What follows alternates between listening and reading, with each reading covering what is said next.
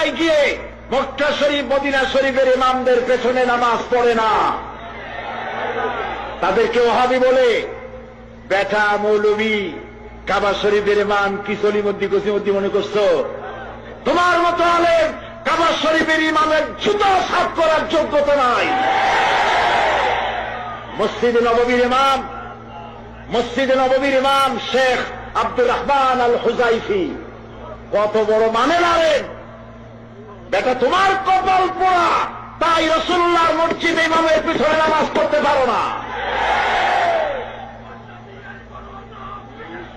কাবা শরীফের ইমাম ফজিলাতুল Sheikh doctor Abdur Rahman আল Sudais, Saud আল সুরাইম, আলী আল Jaber, doctor সালে আল হুমায়ুন, বিশাল আলেম এক একজন, সুবহানাল্লাহ।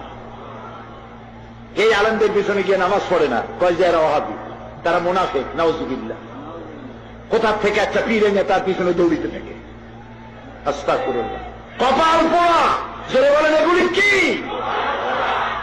অসম্ভব কপাল পোড়া।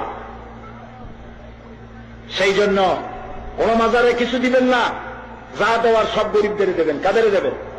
যা দেওয়ার কাদের দেবেন?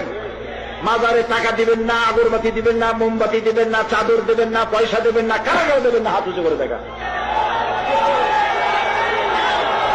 আমি যাদেরকে বসেন বসেন বসেন বসেন বসেন বসেন আমি হাত তুলতে বলেছি, দাঁড়াইতে বলি নাই। আপনারা সর্বনাশ করে দিলেন একটা সুন্দর দৃশ্যকে। বসেন, হাত উঁচু করেন। আমি রাস্তা দেখতে পাচ্ছি না, রাস্তায় যে লক্ষ লক্ষ মানুষ, আমি তাদের দেখতে পাচ্ছি না, কিন্তু আল্লাহ দেখতে পাচ্ছেন। হাত উঁচু করে শপথ করেন, কোন মাজারে টাকা, চাদর, পয়সা, গরু, ছাগল কিচ্ছু দেব না। হাত তুলে আল্লাহ কবুল করুন। হাত নামান। আল্লাহ কবুল করুন। আল্লাহ চট্টগ্রামকে তাওহীদের দুর্গ বানাই দিন।